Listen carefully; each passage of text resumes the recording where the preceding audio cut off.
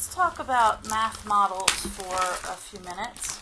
And there's a number of things I want to introduce you to, but one of the most important is probably called the 10 frames.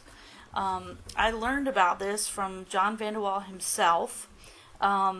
He said that he started doing this with his daughter, and when he spoke to us back in the early 2000s, he said that his daughter was in her 20s already, so he had done it quite a while ago, but he has a 10 boxes, obviously, all put together, and then in the boxes he put stickers.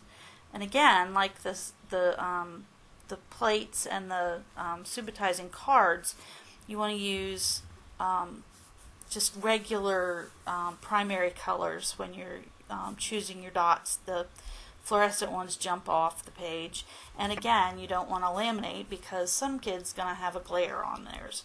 And honestly, I've been using this set for workshops since about 2007, so they're a little worn. Apparently I spilled some tea on them at some point, but they're still serviceable, so I use them at workshops and all kinds of stuff, so they will survive even if they're not laminated. To make a set, you have one card that is blank, like the first one I showed you. So you have one like this, and then you have one full, which is a 10 frame, and then you have two of all the rest of the numbers. So you'd start having two with a single dot, and you start at the top left and fill in the top row and then fill in the bottom row from left to right. And so you can see the pattern of how kids can see that 5 is a landmark number.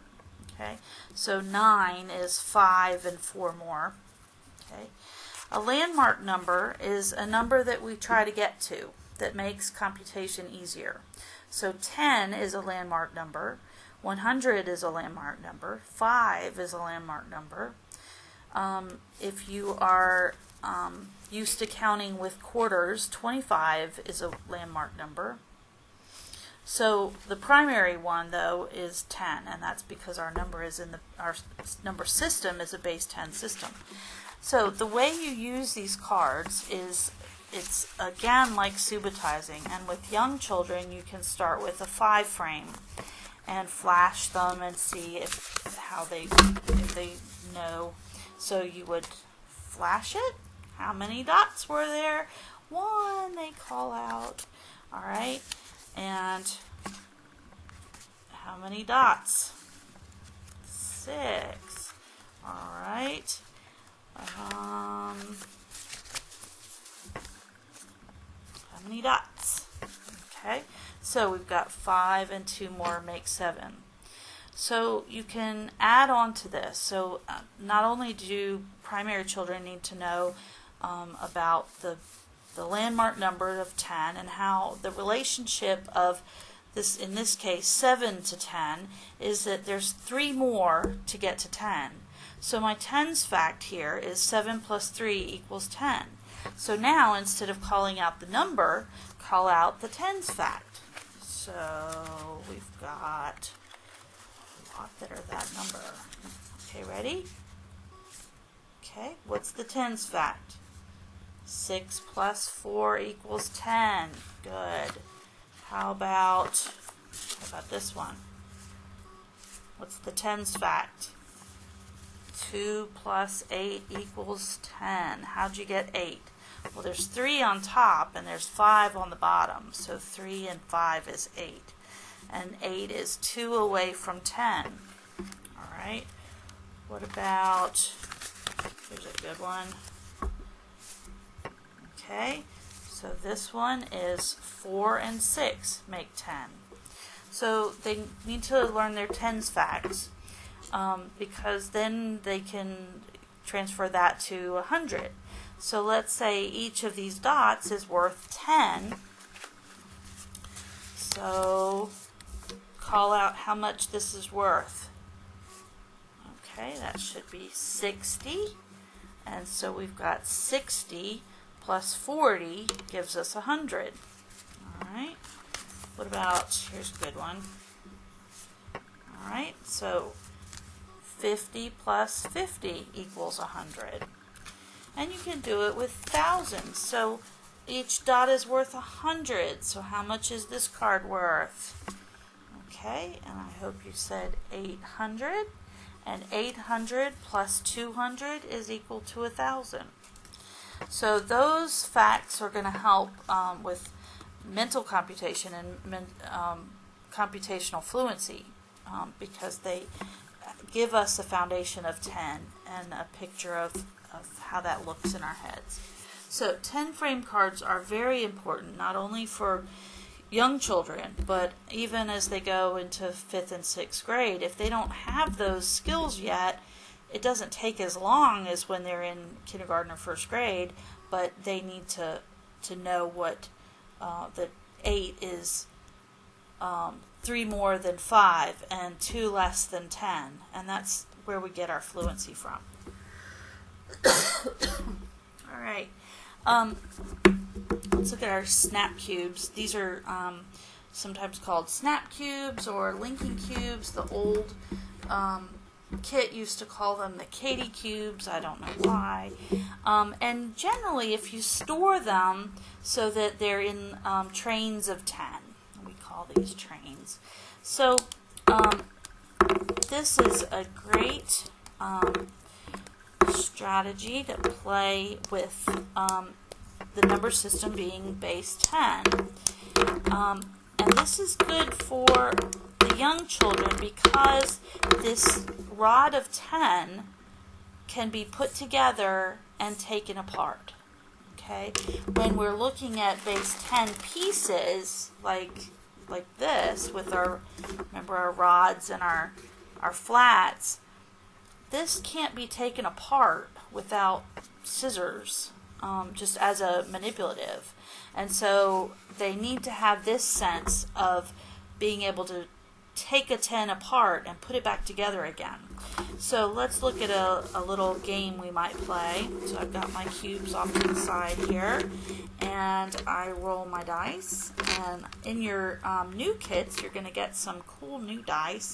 This one is a 8-sided, octahedron, I guess that would be. And note on here that the 6 has a line underneath, and the 9 is not on here. So that's a 6. Okay, so I get 4, so I get 4 cubes. Okay, and then on my next turn, I might roll with this dice. I get 11. So 1, 2, 3, 4, 5, 6, 7, 8, 9, 10, 11. Now, do I have enough here to make a trade? And how many do I need to make a trade? I need 10. So 1, 2, 3, 4, 5, 6, 7, 8, 9, 10. Alright, so these cubes I'm going to snap together because they make 10. And kids will worry about the colors if you let them worry about the colors. If you are playing this with young children, they should only have 2 or 3 colors anyway on their rod. You know, so if you store them like this, you can just give them 3 rods, and then they'll have just 3 colors to mess with. So I've got 2, 4, 6, 8, 10. All right, so this is a 10, and what is this? 5. So I have, what is my number here? I've got, at first I had 15 cubes, and now I have 1 rod of 10 and 5 loose ones. Okay, so roll again, and I get 10. Oh, I can just take this rod over here. And now what do I have? I have 2 rods, which makes 20, and then I have the 5 ones. And this die is loving me. 4. 1, 2, 3, 4. Do I have enough for another rod? 3, 6, 9. And I don't have enough to make one yet, do I? So let me roll again. Okay, and so then they have to actually make the trade and then take it apart. So in this case, I got up to my 30, and that might be just a lovely number for them to work with if they're in kindergarten. If they're in first grade, maybe they start off making 50. And then at some point they're going to get to 100, and you can change the level of the die that they use. They can use, just a regular die that goes up to 6, and you've got dice that have the number on them versus the dot pattern. So this one takes recognizing this symbol to mean this.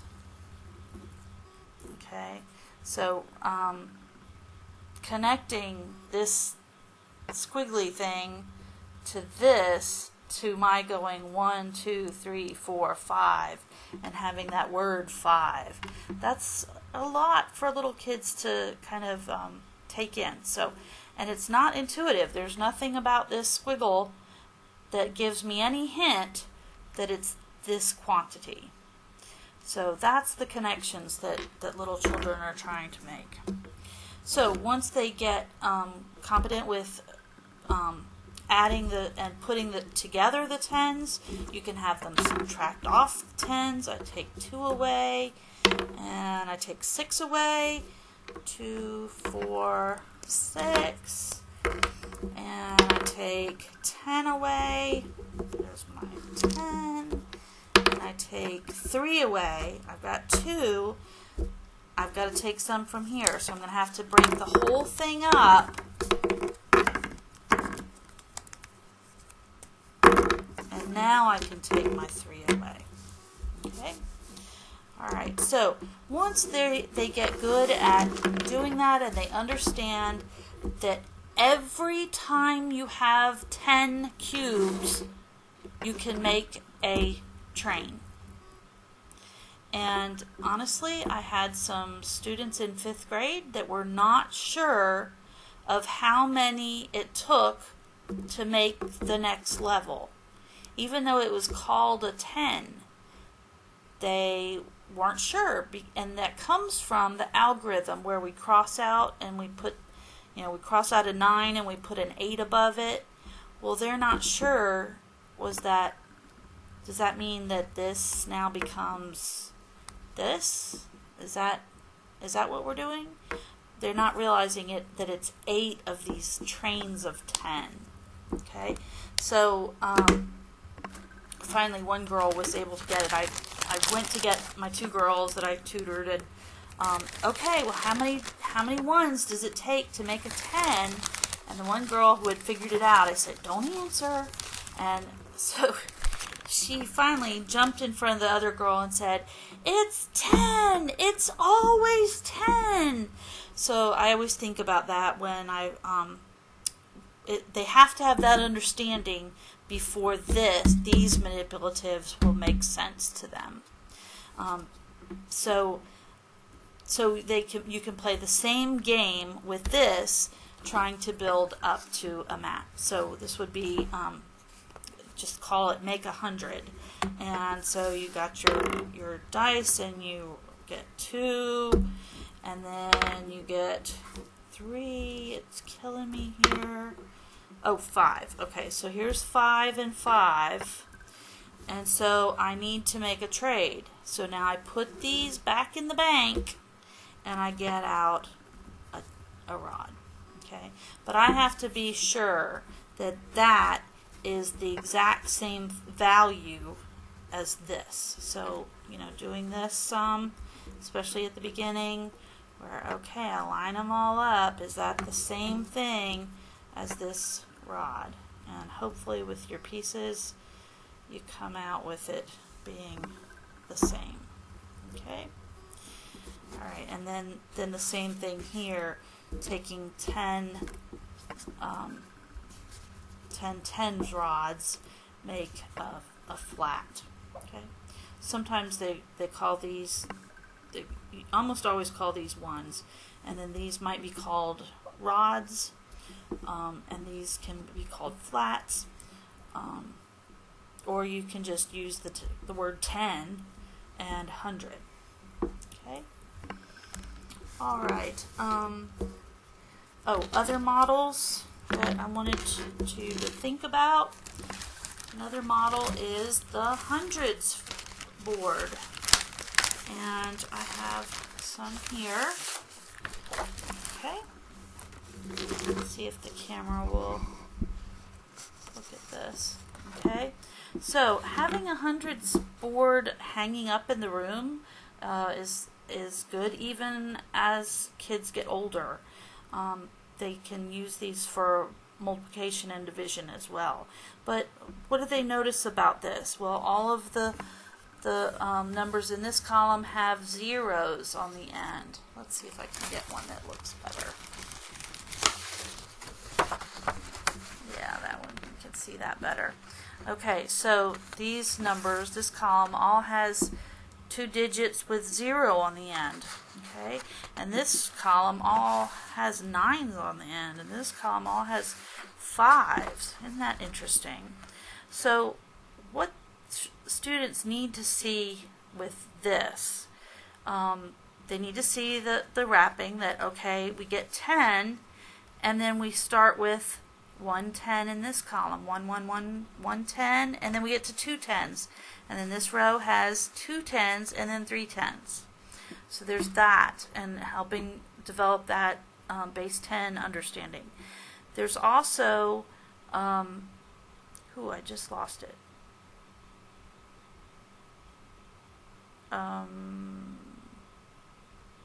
The main point I was making.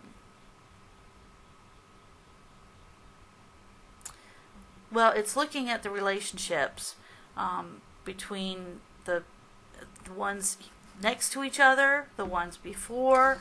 You can also do more and less on here, because if I've got 25, then 15 is less and 35 is more. 14, 13 is less, 15 is more. So those relationships within the system that way. All right, and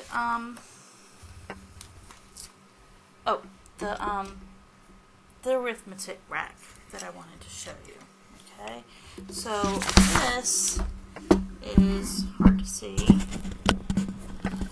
All right, so they make this is the teacher's model. Okay, and so looking at this, you can see our 10s again. So we've got 5 and 5 and 5. Okay, there we go. Okay, so 5 5, that gives me 10 and one more. Okay, so we can look at the collections like that, relate them to the 10s frames. You can relate them to different columns. So here's the ones. I've got 2 1s and 3 10s. But there's information in the book on how to use these, and these are not as commonly found in classrooms, and when they are, they're going to be found in the pre-K to 2 rooms, pre-K 1 rooms. All right. And I think that will do it for this discussion. Thank you very much.